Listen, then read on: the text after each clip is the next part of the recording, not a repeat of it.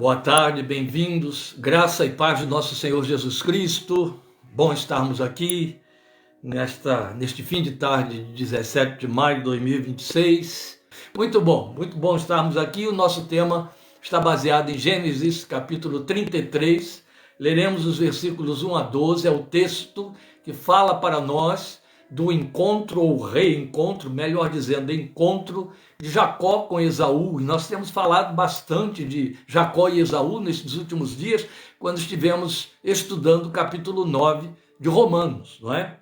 Mas hoje, nada a ver com Romanos, nós vamos ao texto histórico do encontro dos dois, que está registrado por Moisés no capítulo 33 de nossas Bíblias, em Gênesis. Capítulo 33 de Gênesis. 1 a 12, estarei fazendo a leitura, em seguida estaremos orando, lembrando a você que coloque entre outras vidas, a vida de nosso irmão Eugênio, de Dagmar, sobrinha da Suzel, na presença do Senhor, para graça, cura, visitação do seu poder e misericórdia sobre o estado de saúde deles. Vamos ler a palavra de Deus e em seguida orar. Quando Jacó olhou e viu que Esaú estava se aproximando com 400 homens, dividiu as crianças entre Lia, Raquel e as duas servas. Colocou as servas e os seus filhos à frente, Lia e seus filhos depois, e Raquel com José por último. Ele mesmo passou à frente e, ao aproximar-se do seu irmão, curvou-se até o chão 7 vezes. Mas Esaú correu ao encontro de Jacó e abraçou-se ao seu pescoço e o beijou, e eles choraram. Então Esaú ergueu o olhar e viu as mulheres e as crianças e perguntou: quem são estes? Jacó respondeu: são os filhos que Deus concedeu ao teu servo. Então as servas e os seus filhos se aproximaram e se curvaram. Depois Lia e os seus filhos vieram e se curvaram. Por último, chegaram José e Raquel e também se curvaram. Esaú perguntou: o que você pretende com todos os rebanhos que encontrei pelo caminho? Ser bem recebido por ti, meu senhor, respondeu Jacó. Disse, porém, Esaú: eu já tenho muito, meu irmão. Guarde para você o que é seu. Mas Jacó insistiu: não, se te agradaste de mim, aceita este presente de minha parte, porque ver a tua face é como contemplar a face de Deus. Além disso, tu me recebeste tão bem. Aceita, pois, o presente que te foi trazido, pois Deus tem sido favorável para comigo, e eu já tenho tudo o que necessito. Jacó tanto insistiu, que Esaú acabou aceitando. Então disse Esaú: vamos seguir em frente, eu o acompanharei. Vamos falar com Deus. Bendito Pai, louvado seja teu santo nome. Glória a ti por Jesus, nosso intercessor, nossa ponte, nosso caminho, nossa porta de aproximação de ti. Glória a ti pelas promessas encerradas em Cristo Jesus e que foram derramadas sobre a nossa vida, sobre a vida daqueles que na sua obra, no seu sacrifício creram, que a ele se renderam reconhecidos pecadores e aceitando a oferta de perdão que por seu intermédio trouxeste para cada um de nós. Glória ao teu santo nome, porque nestas promessas desponta-se a maior e mais gloriosa de todos. Face a face havemos de ver-te, e nós te contemplaremos na beleza da tua formosura. Aleluia. Glória seja ao teu santo nome. Meu Deus, serve-te desta palavra para nos comunicar o que está no teu coração, para dizer a cada um de nós, dizer-nos esta tarde. Serve-te desta palavra para nos ministrar o teu querer, para nos abrir os olhos para vermos a glória da bênção que temos preparada por meio de Cristo Jesus, preparada por ti para nós. Fala conosco, fala com todos os que poderão ser alcançados pela voz desta mensagem a partir desta tarde, em nome de Jesus Cristo, a palavra viva de Deus, nosso eterno Salvador, hoje e sempre.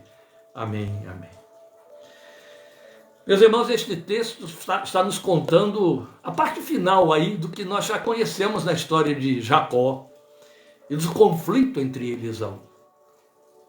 Eu vou ter que ler depois um texto maior, não é? Que vai mostrar alguma coisa, algumas particularidades desse conflito, mas no momento nós vamos passo a passo galgando aí o que ele desvenda para nós, deixando claro aqui, especialmente você que tem acompanhado, tem tido interesse em acompanhar nas últimas semanas, os estudos que temos compartilhado de 14 anos atrás sobre tipologia.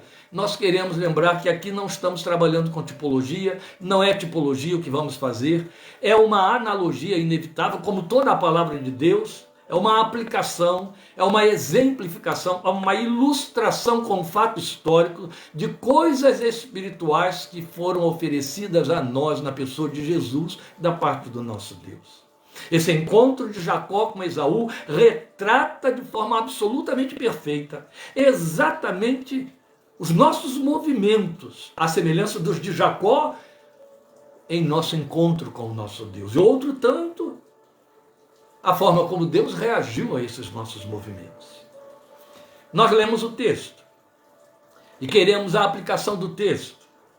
Mas se existe um texto bíblico narrando um fato que ilustra perfeitamente esta analogia, é o texto de 2 Coríntios 5,19. Nós vamos nos deter um pouquinho sobre o texto de 2 Coríntios 5,19, porque ele, por sua vez, outro tanto, ilustra perfeitamente, ou é ilustrado perfeitamente pelo texto de Gênesis 33, o texto histórico que acabamos de ler. Então me acompanhe passo a passo nesse detalhe para que você perceba. Veja, eu chamei o texto de 2 Coríntios 5,19, que eu vou ler, de glorioso. Ele tem, de fato, a mais gloriosa mensagem que encerra toda a proposta do Evangelho. Tudo que custou a Deus tempo ou um espaço da eternidade, porque nos pode falar em termos de tempo na eternidade, tudo que custou a Deus milênios na história dos homens e que se culminou na encarnação do seu Filho e muito mais especialmente na sua morte e ressurreição, está narrado no curto texto de 2 Coríntios 5,19. Eu às vezes paro em cima do texto de 2 Coríntios 5, que tem detalhes tão impactantes, e detalhes impactantes dos quais nem sempre os crentes se apercebem. E eu penso que quando Paulo veio escrevendo o texto de 2 Coríntios capítulo 5, a partir do versículo 15, ele foi se enchendo, tomado de uma paixão profunda pela verdade que ele estava comunicando. E então, quando ele chega no versículo 19, ele explode como se fosse num grito de adoração, proclamando o máximo dessa verdade que ele estava dizendo para nós. Tanto é que ele começa o versículo 19 com uma terminologia explicativa. Ele está usando de uma explicação do que ele veio dizendo. Então ele começa dizendo assim, ou seja, que Deus em Cristo estava reconciliando consigo o mundo, não levando em conta os pecados dos homens, e nos confiou a mensagem da reconciliação.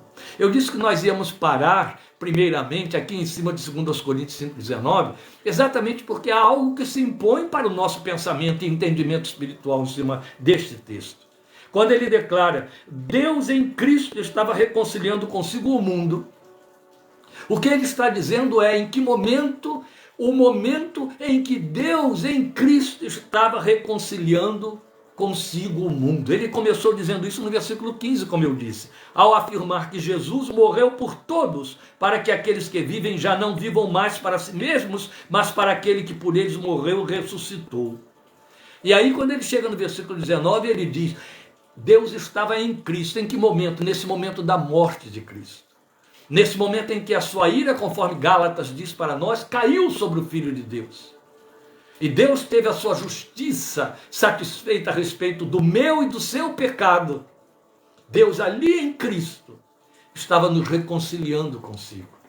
Os braços do Filho de Deus abertos na cruz por conta do processo da execução prefiguraram de forma absolutamente perfeita os braços de Deus abertos para receber os pecadores que estavam aceitando essa proposta de reconciliação. Algo inimaginável. Tão inimaginável que os corações impiedosos dos homens que não creem, não suportam esta mensagem e não conseguem entendê-la. Na verdade, é uma mensagem para ser aceita muito mais do que para ser entendida.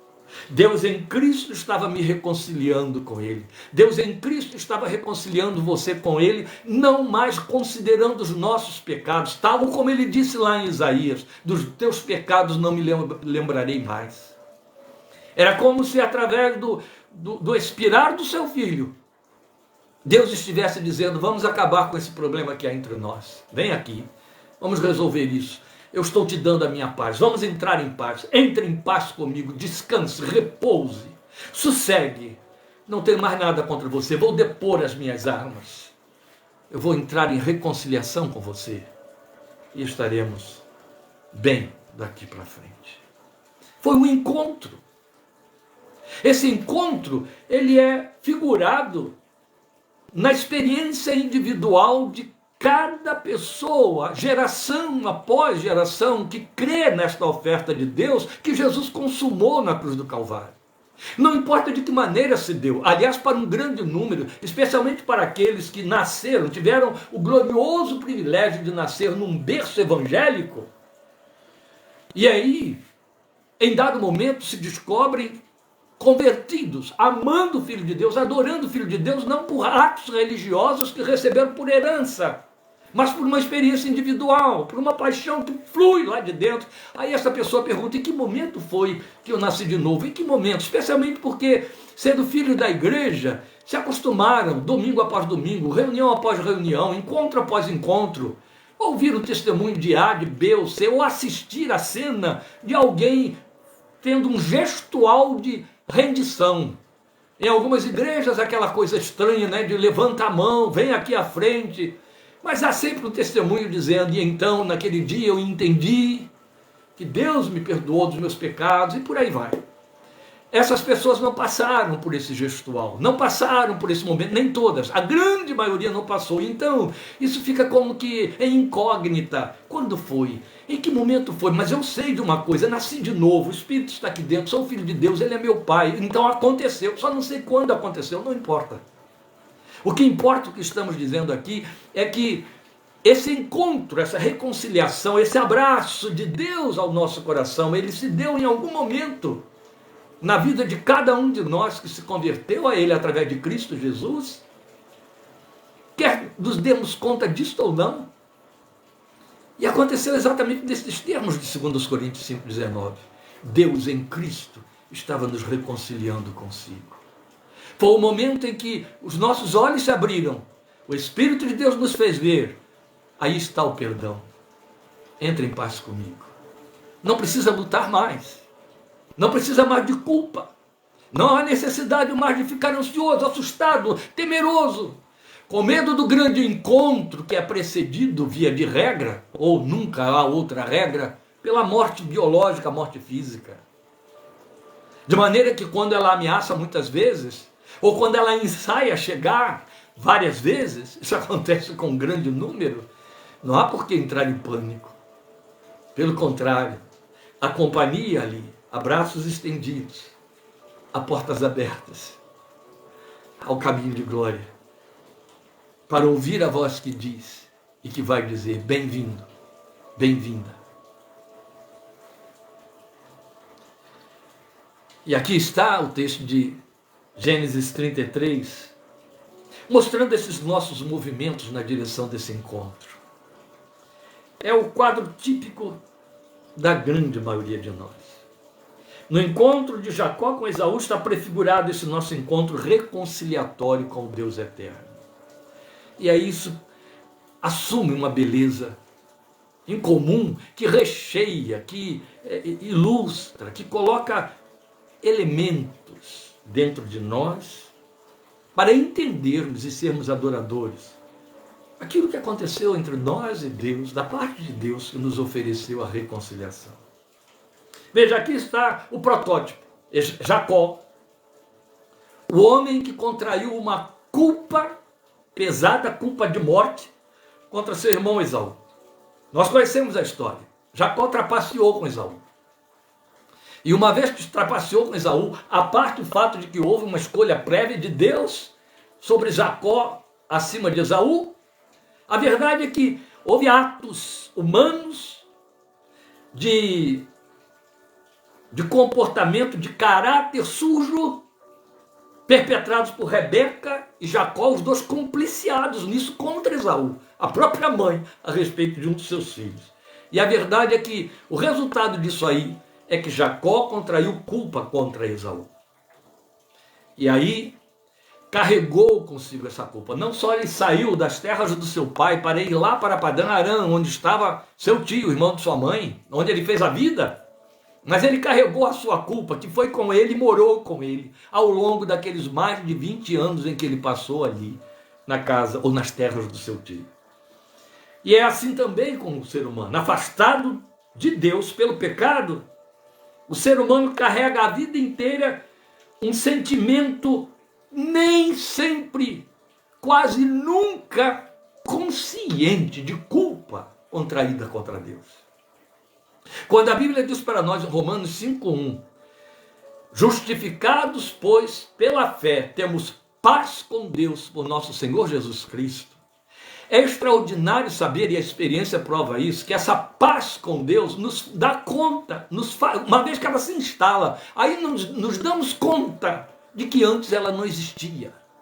De que o que nos mobilizava na vida, do que nos movia, do que nossos conteúdos viviam um contínuo conflito sendo jogado para fora nas relações humanas, nos tratos humanos, nos tratos com as pessoas, porque aqui é uma questão apenas de racionalidade, você não precisa nem sequer ter bagagem psicológica, bagagem teológica para entender isso, basta ser racional para você saber que se alguém está em paz interior, essa paz sai pelos atos, sai pelas atitudes. Uma pessoa agitada, ela tem o poder de agitar os que estão no seu entorno, por mais sossegados sejam essas outras pessoas. Uma pessoa em estado de angústia, ela consegue influenciar, assim como alguém que esteja repetitivamente bocejando diante de você, vai levar você a sentir por hipnose uma necessidade de bocejar involuntária.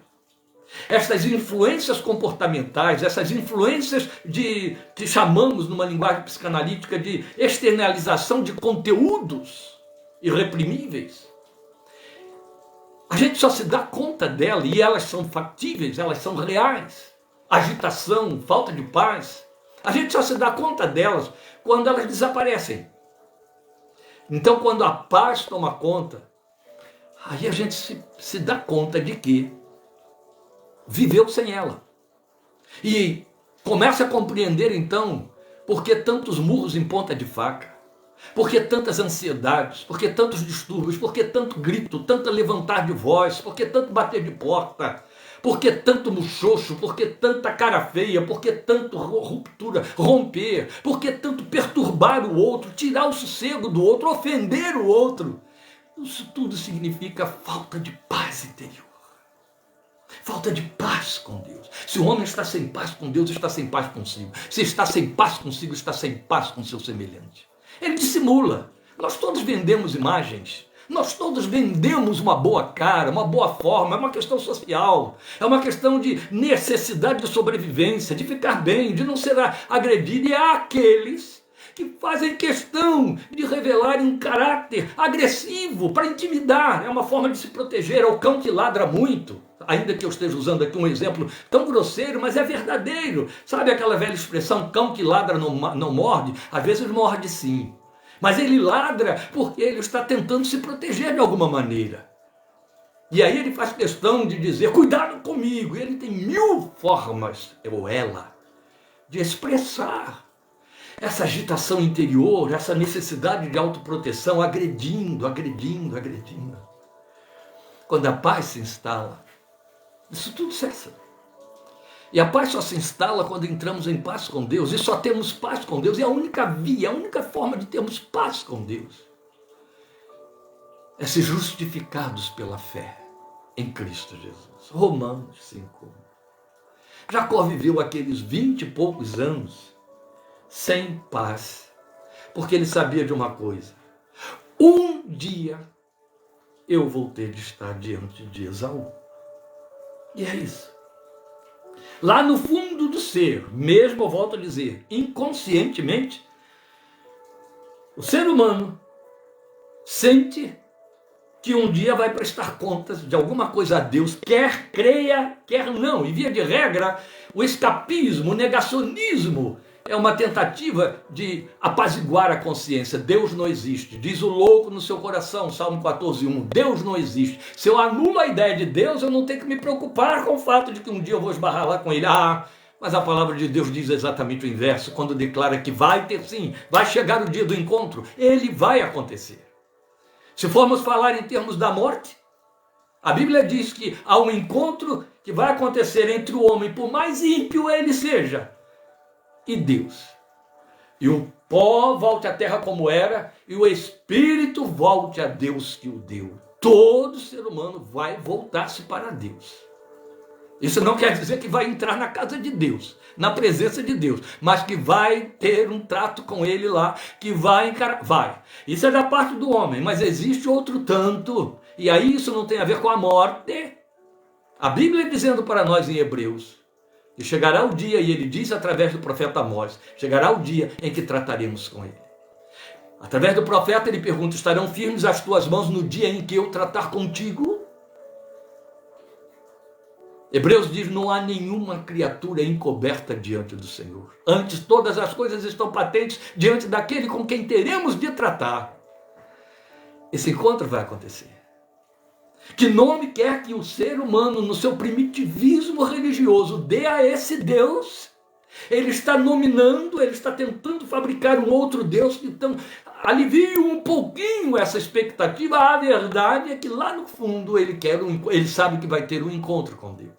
Mas há a culpa, não há paz. E se não há paz, isso vai se manifestar em todas as dimensões da vida. Pode ser uma boa dona de casa, cheia de filhos, de netos, pode ser um bom chefe de família, um excelente empresário bem-sucedido, que faz benefícios a milhares. A verdade é que se não tem paz com Deus, pode até estar tentando minimizar essas suas angústias, através do que o próprio homem estabeleceu para poder ficar bem com Deus. Boas obras, coisas bonitas, coisas aplaudidas, filantropias, que merecem aplausos dos homens para ele se sentir bem consigo e bem na vida. Mas a palavra de Deus afirma que cada ser humano vai se encontrar com Deus. Então os movimentos de Jacó, que amargou essa tensão por mais de 25 anos, eles expõem os movimentos do ser humano quando parte nessa direção do encontro, em algum momento da vida. E é isso que o texto ilustra para nós, mas é onde ele então se reveste de uma beleza extraordinária a partir da ótica de Deus. Nós vamos ver o texto considerando os movimentos do homem, mas observando como foi que Deus reagiu a esses movimentos para tornar plausível e eficaz esse encontro. Primeiro eu quero carregar um pouquinho mais, começando por falar nos movimentos do homem, sobre a culpa de Jacó e esse medo do encontro. Veja, essa vida de Jacó, se você for observar dentro do texto que vai mostrar para nós, os capítulos 31 e 32, como ele viveu lá em Padã Arã, nas terras do seu tio, você vai dizer que ele não estava debaixo de culpa nenhuma. Em nenhum momento o texto fala para nós que Jacó desse alguma suspirada no fim de uma tarde, ou no momento em que estivesse se banqueteando com a sua família, comendo churrasquinho de cordeiros. Um dia eu vou ter que enfrentar Esaú. Não, o texto em nenhum momento nos faz saber que sequer o nome de Esaú ocorria a Jacó. Aliás, Jacó estava lá com todos os segredos guardados dentro dele. Seu sogro não ficou sabendo, seu cunhado não ficou sabendo. Talvez nem sequer as mulheres que lhes foram dadas. Ele ali constituiu família e produziu filhos através de 4 mulheres. Lia, que foi a trapaça feita pelo seu sogro, depois Raquel, que era o objeto da sua paixão, mas entre Lia e Raquel, as servas de Lia, as servas de Raquel, de maneira que ele teve uma prole que crescia, e em nenhum momento a gente sabe se ele confidenciou a qualquer delas a sua ansiedade ou o fato de que um dia intentava ir embora. Porque, na verdade, quando você vai para a narrativa, a impressão que você tem é que Jacó foi forçado a ir embora porque cresceu de tal maneira que já não havia mais possibilidade de convívio entre ele e os seus servos, a sua riqueza e a riqueza do seu sogro, que diminuía a olhos vistos, enquanto a dele crescia a olhos vistos. Então, observe, acompanhe aqui comigo. Eram 25 anos com um tormento do qual ele não falava. Um dia terei de voltar, e nessa volta eu encontro meu irmão. E aí, como é que fica? De que serve toda essa prosperidade? Mas pense nesse ínterim. Pense no fato de que enquanto ele está ali, ele está prosperando, se dando bem, trabalhando bem, vendendo bem, progredindo bem, vendo aquilo que a falsa teologia que cerca a igreja evangélica nos dias de hoje assume, prega e ensina como sendo evidência de que a pessoa é abençoada, está prosperando financeiramente. Bota a mão em alguma coisa e aquilo cresce. Põe um dinheiro não sei aonde, ali rende. E aí, é a bênção de Deus. Até pode ser que alguns legitimamente estejam sendo abençoados por Deus. Mas a verdade, e era o caso de Jacó. Jacó estava sendo legitimamente abençoado por Deus nas terras do seu sogro. A questão é que enquanto a prosperidade surge, enquanto as benesses vão acontecendo, a ideia de culpa vai desaparecendo. As lembranças do que há de negativo, da má memória e do passado também vão se apagando. É muito interessante. Por quê? Porque, via de regra, as pessoas só se voltam para pensar mesmo em Deus quando as coisas lhe vão mal. Porque mesmo os crentes, aí eu falo a nível do terreno da experiência, por mais que tema a Deus e o busque e o sirva, quando vai se dando muito bem na vida, ele vai ficando secundariado e daqui a pouco terceiriado e vai descendo na escala. Então é fato que só quando dá um tropeção, estoura o dedão do pé, quando as dores acometem, quando as coisas não começam a suceder bem, aí começam os mistérios a surgir, aí começam os questionamentos internos, e aí começa a velha e primitiva pergunta lá no fundo do ser: Deus está visitando o meu pecado? É a minha culpa? Jacó estava se dando muito bem. Qualquer observador externo que acompanhasse aqueles 20 e poucos anos da vida de Jacó diria: eis aí um homem abençoado por Deus, eis aí um homem que está em paz com Deus, eis aí um homem que não tem perturbação na alma. Mentira! A alma estava perturbada, aquilo estava apenas em suspenso. Mas ele sabia de uma coisa: há um Esaú no meio do caminho há um Esaú. E vai ter de haver um encontro com esse Esaú. E quem é Esaú? É um inimigo que me jurou de morte. Que o dia que me achasse, me mataria. E o dia que me achar, vai me matar. Então de que serve tanta prosperidade, tanto filho, tanta família, se vou morrer pela mão do meu irmão? Então, na verdade, a vida de Jacó corria com trabalhos, sonhos, realizações e conquistas, como se tudo fosse perfeito. Não havia lugar para a falta de paz, para a inquietação. Talvez, o texto não registra para nós, o texto só registra os sonhos proféticos de Jacó, mas não registra para nós os sonhos da alma ansiosa, que provavelmente sonhava com esse encontro. Sonhava assustado, preocupado com esse encontro. Então ele vivia sob a sombra da culpa contraída contra Esaú. Mais de 20 anos. E esse é o fato. O homem só se dá conta dessas culpas quando perde o controle daquilo que lhe traz a ilusão de que tudo está bem entre ele e a eternidade.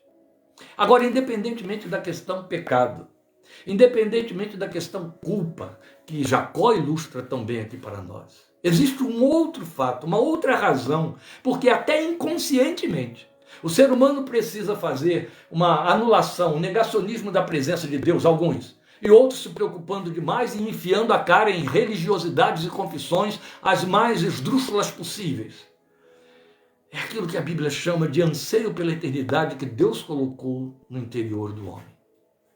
De maneira que não há um filho do homem nascido neste planeta, ainda que nas regiões mais primitivas do mundo, onde a linguagem seja gutural, apenas gutural, sem nenhuma pronúncia silábica. Esse homem nasce com anseio pela eternidade.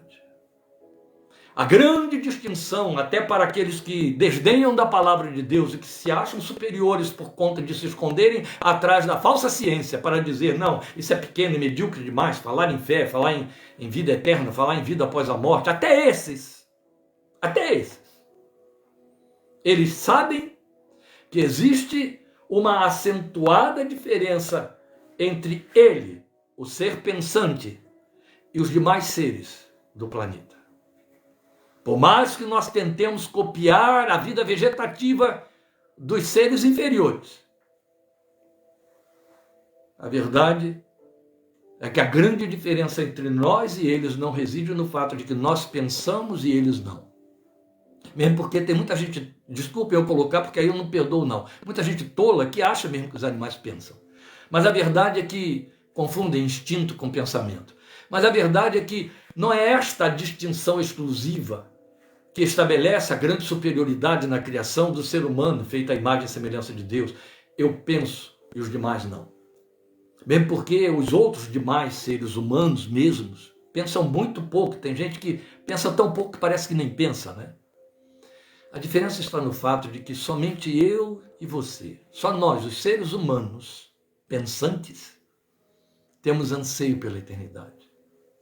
Só para nós, por mais filho de Zenos que o ser humano seja, por mais ateísta que ele se pretenda, mais materialista que ele se proclame, há um anseio pela eternidade dentro dele. Eu não estou dizendo que a Bíblia diz que o Deus botou no homem a capacidade de crer na eternidade. A Bíblia não disse isso. A Bíblia diz que Deus botou no homem o anseio pela eternidade.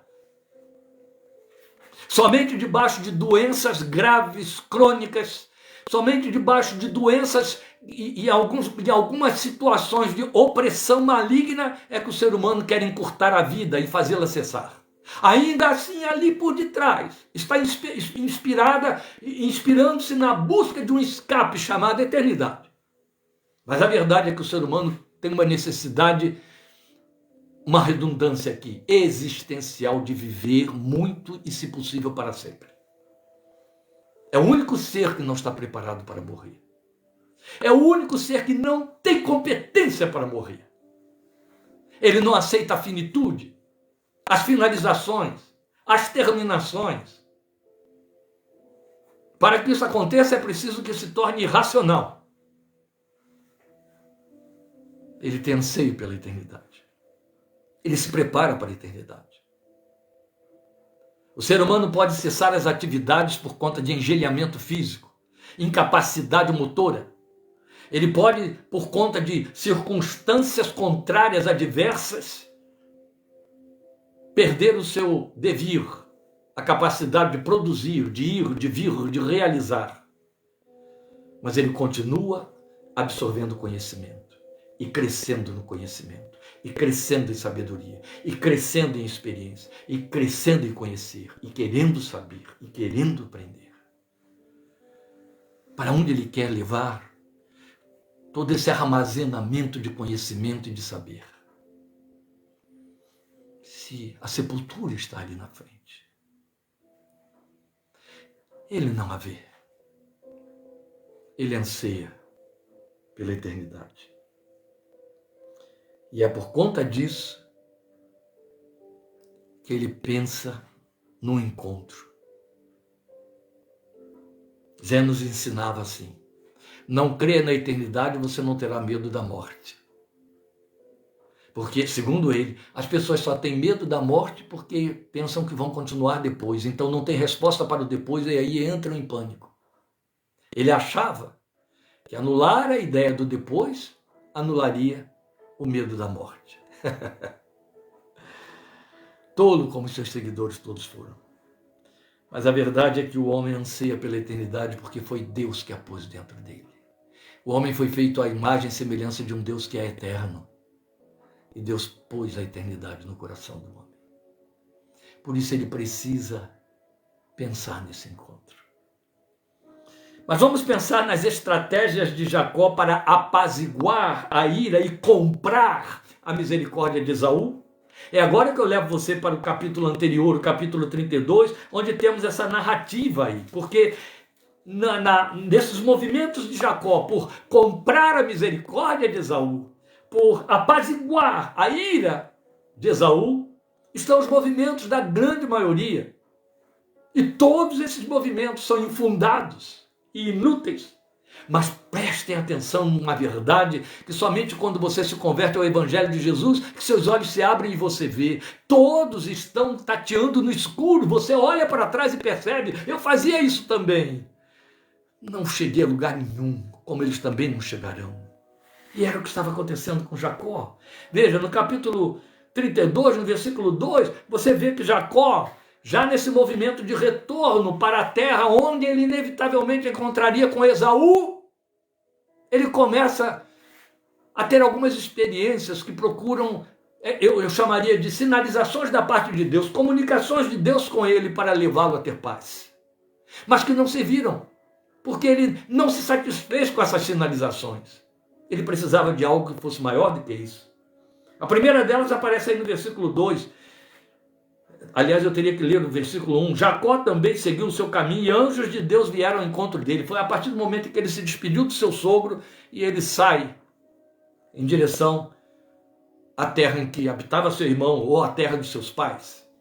Quando Jacó os avistou, anjos de Deus vieram ao encontro dele. Quando Jacó os avistou, disse: este é o exército de Deus.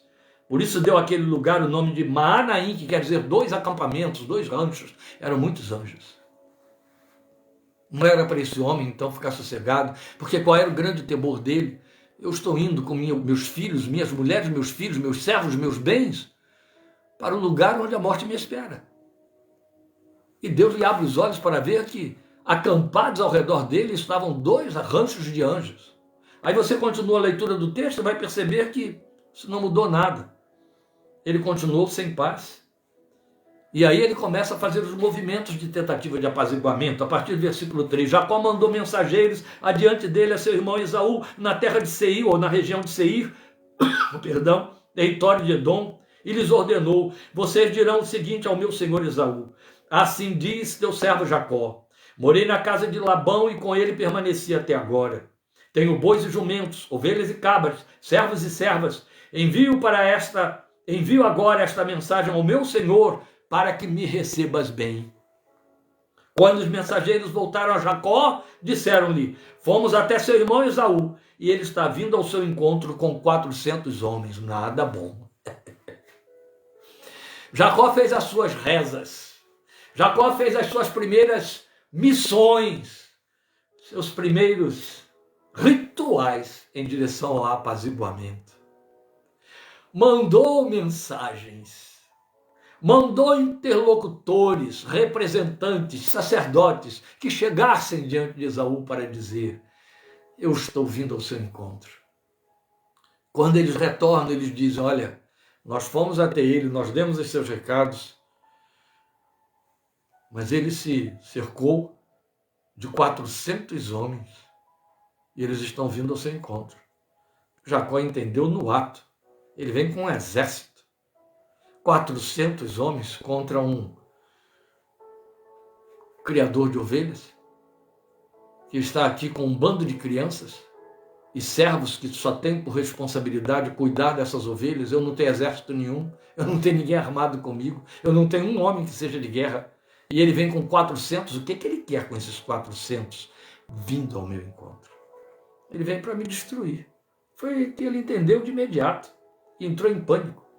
Então observe, eu vou ler o versículo 7. Jacó encheu-se de medo e foi tomado de angústia.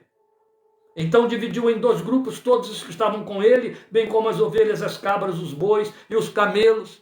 Ele tentou preservar o que conquistou, tentou segurar o que tinha, tentou fazer distribuição da sua herança, fazer um bom testamento, porque ele sabia: vou perecer. Entrou em estado de angústia. Eu não vou entrar em detalhes aqui, já me antecipei a isso com toda esta abertura que fizemos. Ele entrou em medo, foi tomado de medo. Medo do invisível, medo do encontro, medo do inexplicável. É isso que assola o coração do homem sem paz com Deus. Agora nós vamos saltar ainda no capítulo 32 ao versículo 13. Você vai continuar percebendo os movimentos de tentativa de compra e de apaziguamento feitos da parte de Jacó nessa reaproximação com Esaú. Depois de passar ali a noite, escolheu entre os seus rebanhos um presente para o seu irmão Esaú. 200 cabras e 20 bodes, 200 ovelhas e 20 carneiros, 30 fêmeas de camelo com seus filhotes, 40 vacas e 10 touros, 20 jumentas e 10 jumentos. Colocou cada rebanho sob o cuidado de um servo e disse-lhes: vão à minha frente, mantenham certa distância entre um rebanho e outro. Ao que ia à frente deu a seguinte instrução: quando meu irmão Esaú encontrasse com você e lhe perguntar a quem você pertence, para onde vai e de quem é todo este rebanho à sua frente, você responderá: é do teu servo Jacó, é um presente para o meu senhor Esaú, e ele mesmo está vindo atrás de nós. Também instruiu o segundo, o terceiro e todos os outros que acompanhavam os rebanhos: digam também a mesma coisa a Esaú quando o encontrarem, e acrescentem: teu servo Jacó está vindo atrás de nós, porque pensava: eu o apaziguarei com esses presentes que estou enviando antes de mim. Mais tarde, quando eu o vir, talvez me receba. Percebe aí? Você consegue fazer uma analogia, uma transposição desses movimentos de desespero de Esaú, de Jacó, em busca de apaziguar Esaú para que o reencontro não resultasse em destruição, morte e vingança, com aquilo que o ser humano faz através de atitudes chamadas boas obras ou realizações religiosas. Todo homem e mulher nasce com uma necessidade de apaziguar uma parte invisível da sua estrutura psíquica. Freud cresceu em cima disso, escreveu o livro que ele considerou como sendo a grande apoteose contra a religião,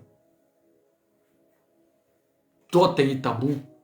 Eu me lembro de ouvir professores que diziam: é impossível que alguém leia Totem e Tabu e continue crendo em alguma coisa.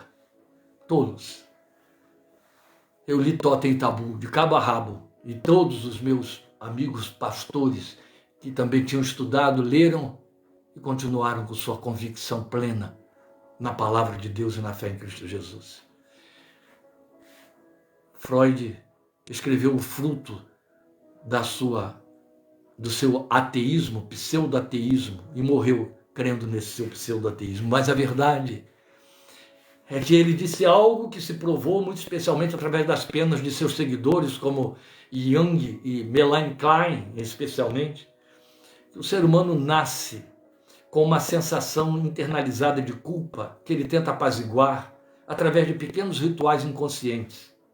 Esses rituais crescem. Esses rituais às vezes tomam posse desse ser já na infância, de tal maneira que desenvolve uma doença tão popular, tão conhecida entre nós, chamada transtorno obsessivo compulsivo. Os pacientes de transtorno obsessivo compulsivo, eles estão sempre tentando apaziguar uma culpa interna da qual não têm consciência, mas sentem que ela está lá. Segundo a psicanálise, é uma culpa contraída contra o substrato da personalidade da mãe e do pai, chamado superego, que lá dentro foi instalado. E ele tenta conciliar criando rituais, daí a obsessão, rituais apaziguadores. Alguns, eu me lembro de uma paciente, uma moça tão culta, com 2 faculdades, mas estava presa a esses rituais,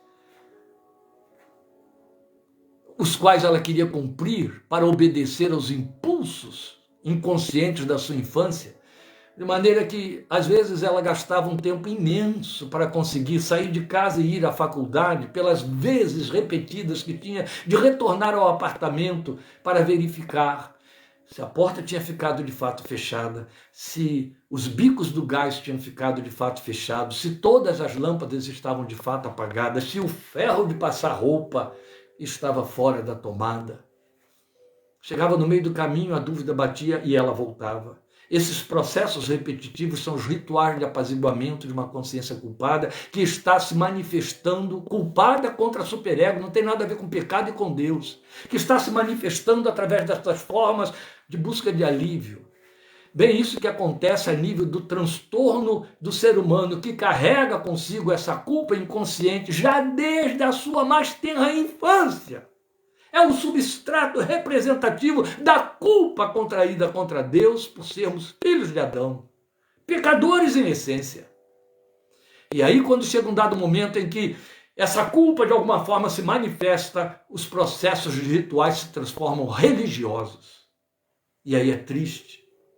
É com pesar, com lágrimas, com lamento e profunda tristeza que a gente vê que alguns vêm para a fé evangélica, aquela que prega a redenção na morte de Jesus, a oferta do perdão e da reconciliação, como lemos agora em 2 Coríntios 5,19, e ainda se mantém tentando, de alguma forma, comprar a bênção, a graça de Deus, a paz com Deus, a aprovação de Deus, através de atos litúrgicos, de rituais. Bem, nós temos religiões cristãs, eu estou falando das seitas que cercam o cristianismo. Nós temos religiões em todas as outras áreas, independente do cristianismo, paralelas ao cristianismo, onde todo o tempo o adorador, o cultuador, é impulsionado ou induzido a pagar alguma coisa, a fazer algum tipo de ritual que agrade a divindade a quem ele busca, ou diante de quem ele está.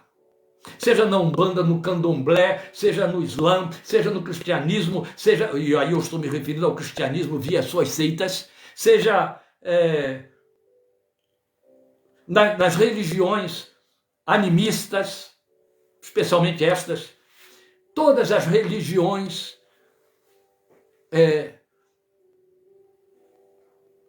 de paganismo, ainda as mais claras, seja budismo, seja hinduísmo, todos os adoradores são induzidos e instruídos a dar oferendas, a apaziguar os deuses, a comprar sua bênção, a fazer troca. Em alguns momentos, em algumas facetas, em algumas religiões, em algumas seitas, isso chega ao extremo do ridículo.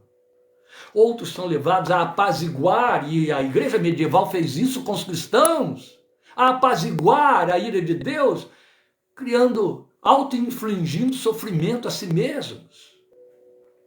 Punições, autopunições, flagelos, aprisionamento dentro de celas,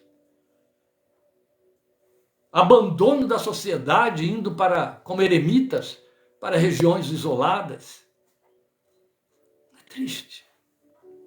Mas faz parte do ser humano desse impulso para se aliviar desta falta de paz, esta necessidade de apaziguar aquele contra quem é culpado. Jacó mandou carreiras de presentes com esse objetivo que ele diz aqui. Ele está mandando esses presentes para que você o receba bem, para que você o receba bem. O ser humano desce a esse nível de infantilidade obscena na sua relação com Deus. Ele acha que pode comprar a paz com Deus. Ele acha que ele pode comprar o favor de Deus, a graça de Deus.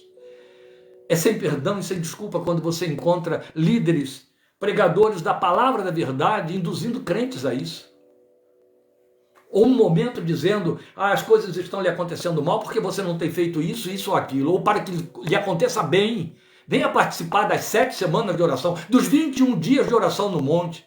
Venha participar dos 3 dias de jejum.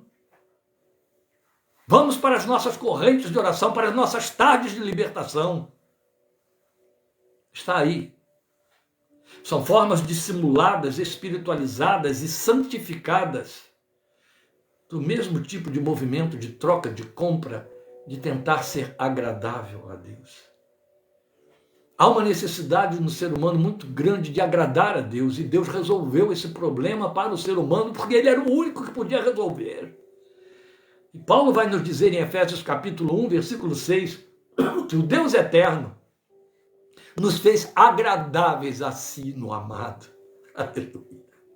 Em Cristo ele nos fez agradáveis. Quem quer que sejam estes que estão em Cristo, se estão em Cristo, tornam-se agradáveis a Deus. E não precisam levar nada. com a sabedoria que só o Espírito Santo podia lhe dar, emergindo de dentro de um contexto de trocas e de sacrifícios, que era a religião dos judeus, era o judaísmo dos dias de Davi, emergiu e elevou-se acima de tudo isso Davi, quando ele diz, os sacrifícios agradáveis a Deus são um coração quebrantado, a um coração quebrantado e contrito, tu não resistirás, ó Deus, que te dará o homem, que darei o homem ao meu Deus, por todos os benefícios que me tem feito, tomarei o cálice da salvação e invocarei o nome do Senhor, entrarei em aliança com ele através do sangue do seu filho, o cálice da salvação que ele me ofereceu, aleluia. Estas foram as respostas de Davi, o grande crescimento, o grande esclarecimento da graça, que se antecipou 1000 anos da revelação no monte do Calvário, e alcançou o coração de Davi a ponto de Deus poder dizer, achei Davi, varão segundo o meu coração, aleluia. Foi esse mesmo Davi que disse, não é o sangue de touros e de bodes que vai te agradar, ó Deus. Ele emerge da religiosidade de seus pais, que fazia todo esse tipo de trocas e de rituais para agradar e apaziguar a Deus, para entender, não. O que tu queres é mais invisível e mais interno. Está no coração, aleluia. Aí estão as estratégias de Jacó, que redundaram em nada. Mas até que o encontro acontece. A despeito dele ter enviado todos aqueles bens na direção de Esaú, o texto mostra para nós que os mensageiros voltavam e diziam, ele continua vindo na tua direção. Em outras palavras, ele não aceitou nada do que você mandou. Ele não aceitou nada. Vamos traduzir isso na linguagem do Evangelho de Jesus para mim e para você. Deus não aceita nada que você ofereça a Ele para agradá-lo. Porque Ele disse assim, sobre tudo que se deve guardar, guarda o teu coração, porque dele procedem as saídas da vida. Ele disse assim, dá-me, filho meu, o teu coração e os teus olhos observem os meus caminhos. Dá-me o teu coração. Não dá o que o teu coração pode produzir, conquistar, fabricar, comprar. Entende? É o teu coração. Eu olho lá dentro. Aquilo que você produzir e colocar diante do meu altar não te substitui, não te representa. Não proclama, não diz em hipótese alguma o que dentro do teu coração está, mesmo porque, se você trouxer alguma oferta diante do meu altar, e aí eu estou falando pela boca de Jesus, se trouxer diante do meu altar uma oferta, mas o teu coração tiver algo a respeito do seu irmão, e você sabe que o seu irmão tem alguma coisa contra você, deixa a sua oferta ali, primeiro, e vá lá reconciliar-se com seu irmão, depois vem e ofereça a sua oferta, porque se seu coração não estiver no altar, não importa o que você ponha nele, eu não aceitarei. É isso que ele está nos dizendo. Ele quer você. A grande descoberta de Jacó, a maravilhosa descoberta de Jacó, foi que Esaú queria era ele, e nenhum daqueles bens. E não era coisa pequena. Você viu os números aqui, você viu o inventário que Moisés fez dos bens que Jacó mandou em oferta para Esaú. Tem números aqui. Eram rebanhos e rebanhos e rebanhos.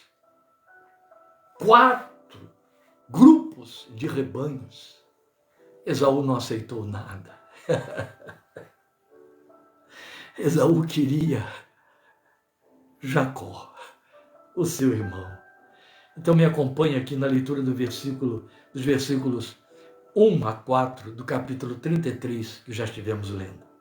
Quando Jacó olhou e viu que Esaú estava se aproximando com 400 homens, dividiu as crianças entre Lia, Raquel e as 2 servas. Colocou as servas e os seus filhos à frente, Lia e seus filhos depois, Raquel com José por último. Ele mesmo passou à frente e, ao aproximar-se do irmão, curvou-se até o chão 7 vezes. Tão bonito. É a partir daí que você vai ouvir uma linguagem, e o número aqui é só símbolo, viu gente? Em nome de Jesus, não desça, fique no nível da sabedoria espiritual. Esse número se torna simbólico a partir daqui, quanto a perdão, pecar e ser perdoado. E o número é só simbólico, não significa 6 mais 1, 8 menos 1, não. O 7 aqui é só simbólico. É a partir daqui que você vai ouvir a linguagem que diz assim: 7 vezes cairá o justo e o Senhor levantará. Jacó se encurva 7 vezes. 7 vezes ele desce diante de Esaú. É como se ele dissesse, porque 7 representa, na numerologia da Bíblia, o número da perfeição, o número de Deus. É como se ele estivesse dizendo: me receba como se eu fosse Deus. Me receba como se eu fosse Deus. Isso só é possível entre mim e você, quando Deus vê Deus em você, e o Deus que ele vê em você é Cristo Jesus e o seu sangue. Tornou-nos agradáveis assim no amado. Aleluia. 7 vezes Jacó encurvou-se diante de Esaú. E aí o texto nos diz algo tão lindo, que faz o coração bater de gratidão e adoração a Deus, no versículo 4. Mas Esaú correu ao encontro de Jacó e abraçou-se ao seu pescoço e o beijou, e eles choraram. Que lindo! O que isso aqui lembra a mim e a você? Pense na cena. Lá vem Jacó se aproximando de Esaú. Jacó olha e só vê lá um chefe de um exército de 400 homens armados. Ele só vê a morte ali. E agora não resta outra coisa, a não ser pedir misericórdia. Sabe o que a Bíblia ensina para mim e para você? Você encontra isso exatamente aí no capítulo 32, antes desse momento de encontro. Jacó lutando com o anjo no val de Jaboque. E o texto diz para nós que Jacó se agarra a ele e diz: não te deixarei ir sem que me abençoes. Aí quando você, e é isso mesmo, Maria, eu vou falar exatamente isso agora, é o filho pródigo, é isso que lembra você. E aí, o que acontece? Você vai para Oséias e encontra o Espírito Santo usando Oséias para dizer o que aconteceu ali, que o texto de Gênesis capítulo 32 não descreveu. O texto diz para nós que naquela luta de Jacó com o anjo, Jacó chorou e pediu misericórdia. Esse gestual de Jacó de se dobrar 7 vezes diante de Esaú significava, em outras palavras: tem misericórdia de mim, tem misericórdia de mim, tem misericórdia de mim. E o texto diz para nós que Esaú então correu na direção de Jacó e o abraçou. Maria já se adiantou para dizer, respondendo à pergunta que eu fiz, o que isso nos lembra? Isso nos lembra o encontro do filho pródigo com seu pai, cuja casa ele abandonou. Ele volta das terras ermas da sua prodigalidade e desperdício, cheio de culpa, cheio de vergonha, humilhado, decidido a chegar diante do pai e dizer: pequei contra o céu e perante ti. Recebe-me como um empregado, só me faz entrar de novo na casa, só me faz estar aí dentro, como se fosse um empregado. E o texto da parábola de Jesus, maravilhosa, em Lucas 15, diz para nós que o pai o viu à distância, e quando o viu, correu na sua direção, e o abraçou e o beijou. É exatamente o que você tem acontecendo aqui entre Jacó e Esaú. Esaú corre na direção do culpado. Esaú cheio de justiça, cheio de razão. Abre os braços, abraça seu irmão e o beija. Jacó não esperava por isso. Deus estava em Cristo, reconciliando consigo a mim e a você. Houve o dia do abraço. E esse dia do abraço se repete sempre. Sempre que numa das quintas, sextas, sétimas, terceiras ou quartas vezes nós nos encurvamos diante dele, ali está ele, correndo em nossa direção, dizendo: vem, vem, vem, vem, volta para casa, vamos ficar juntos, vem, fica aqui comigo. Jacó se encurva e adora.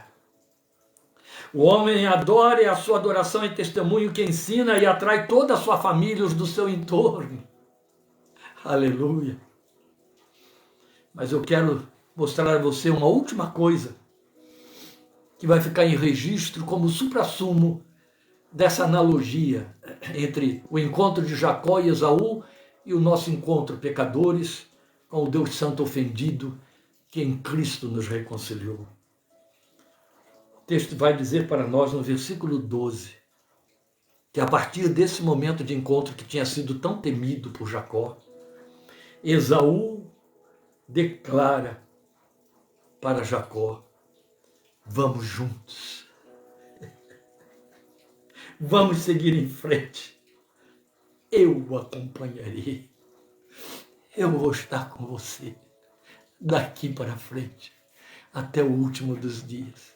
Estarei convosco todos os dias. Estarei convosco todos os dias. Sabe, crente? Ele esteve com você hoje o dia inteiro. Amanhã é segunda-feira. Amanhã será segunda-feira. Amanhã não será mais um número no calendário. Amanhã será mais um dia de encontro. Amanhã será mais um dia de cumprimento do que já se cumpriu hoje, está se cumprindo hoje. Estou com você todos os dias. Eu estou com você hoje. Eu estarei com você amanhã. Quando o dia amanhecer para você, ali eu estarei. Porque eu me chamo Emmanuel, companheiro, o Deus que está junto. Uma vez que você se reconciliou comigo, nunca mais te deixarei. Aleluia. Aleluia. Aleluia. Senhor te abençoe e te guarde. Senhor faça resplandecer o seu rosto sobre ti e tenha misericórdia de ti. Senhor sobre ti levante o seu rosto e te dê paz. Grande abraço e até quinta-feira, em nome de Jesus, 8 da noite, com Romanos, parte 33, continuando o nosso estudo do capítulo 10. Obrigado por sua companhia. Obrigado por estar junto. Obrigado pela alegria que você me traz de parar para ouvir a palavra de Deus através da minha pequena instrumentalidade. Deus te abençoe, guarde ao longo desta semana e abençoe sua casa, sua família, sua vida. Em nome de Jesus. Amém.